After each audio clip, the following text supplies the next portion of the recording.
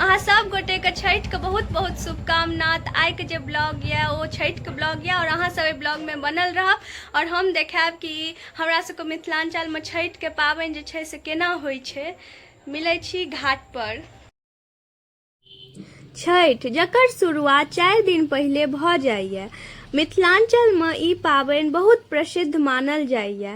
एहि पाबनि में जे छै से जते दूर दराज लोक सब रहै छथिन ओ गांव एबे करै छथिन और ई पाबनि जे छै से 4 दिन का होइए। पहिल दिन नहाय खाय, दोसर दिन खरना, तेसर दिन जे छै सँझुका अर्घ और चौथा दिन भोरका अर्घ। एहि पाबनि में जे छै से ठेकुआ प्रसिद्ध प्रसाद मानल जाइए, जे कि मिथिलांचले में नहीं पूरा यूपी बिहार और दोसरो जगह ई प्रसिद्ध ये।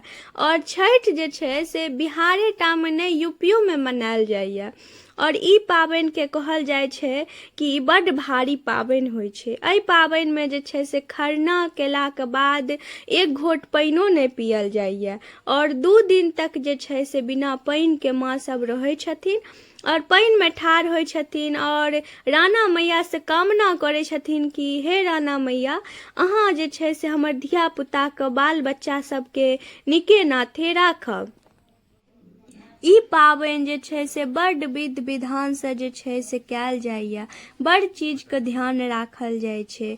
बड़ जे छै से 2 दिन तक जे छै से बड़ देखभाल कयल जाइ छै कि केओ किछु छुइ नहि लिअ। बच्चा सब घर में रहै छै तऽ किछु छुइ नहि लिअ, किछु खाए नहि लिअ, तऽ बड़ जे छै से एकर ध्यान राखऽ पड़ै छै। और एहि पाबनि में जे छै से गुड़ के यूज कयल जाइए और चीनी के यूज नहीं कयल जाइ छै और मैदा के सेहो यूज नहीं कयल जाइए। एहिमे आटे के जे छै से बनैए, टिकरी बनैए, ठेकुआ बनैए और चावल के आटा के जे छै से भुसबा बनैए। डाला चंगेरा सब जे छै से सजायल जाइए, जाहिमे जे छै से कोसिया रहैए, कुरबार रहैए, छाछी रहैए। एहि सबमे जे छै से जैगो जिनका डाली होइ छनि ओहि हिसाब से जे छै से अपन सजाबै छथिन। डाली में जे छै से पानक पत्ता, ठेकुआ, फल फूल, मुरई, हल्दी के गेट, अदरक, पान सब किछु जे छै से सजायल जाइए। ओल, बैगन, तहन जे छै से ओकरी, केला के घौर सब किछु जे छै से डाला चंगेरा में सजायल जाइए। आरतक पात तैं जे छै से एहि पाबनि के जे छै से बड़ प्रसिद्ध मानल जाइए। एहि पाबनि में जे छै से बड़ विध विधान होइए।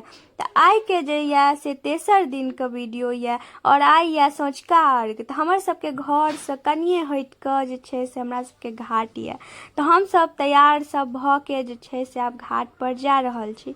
हमरा संगे जे छै से हमर छोटकिनमी बहिन जे कि हरदम हमरा संगे रहैए और एतऽ जे छै से माँ डाली सब पसारि रहल यऽ। आब जे छै से हाथ उठतै, सबके जे छै से घाट पर जे छै से पसारि रहल यऽ।